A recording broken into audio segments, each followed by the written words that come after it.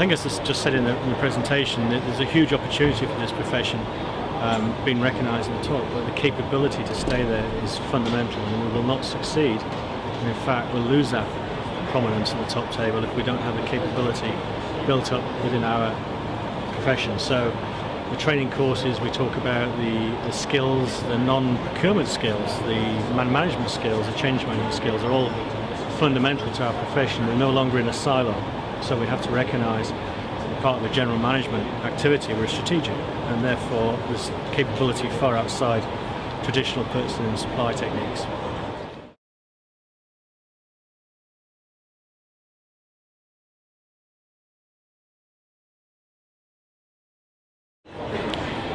Very, very confident, because it's the old adage that in a time of bad news, purchasing has good news.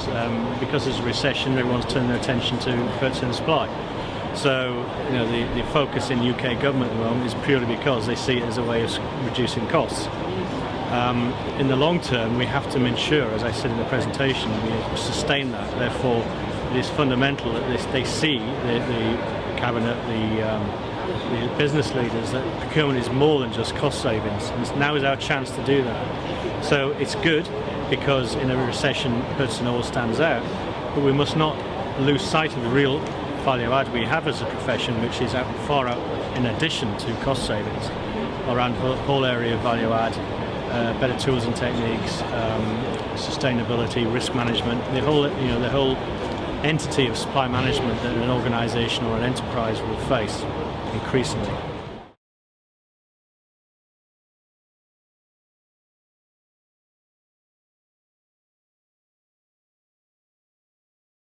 I think there's a huge amount we can learn, and it's a generic statement to say that public sector isn't as smart as private sector, which is untrue.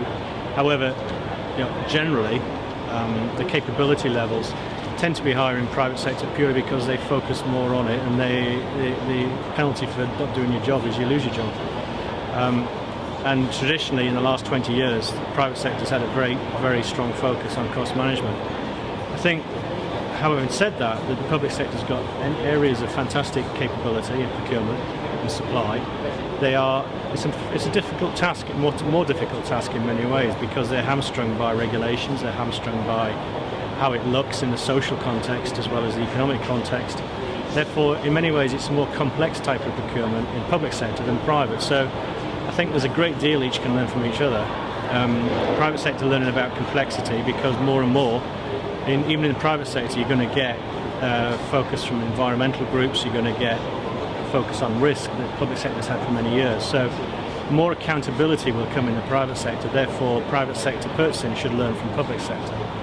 Conversely, as I said earlier, the private sector is far ahead in terms of what I call strategic, leading edge, upstream procurement and supply, and therefore there's a lot the public sector can learn from that. So I think the two match each other very well, and we shouldn't assume one is better than the other, they're just different.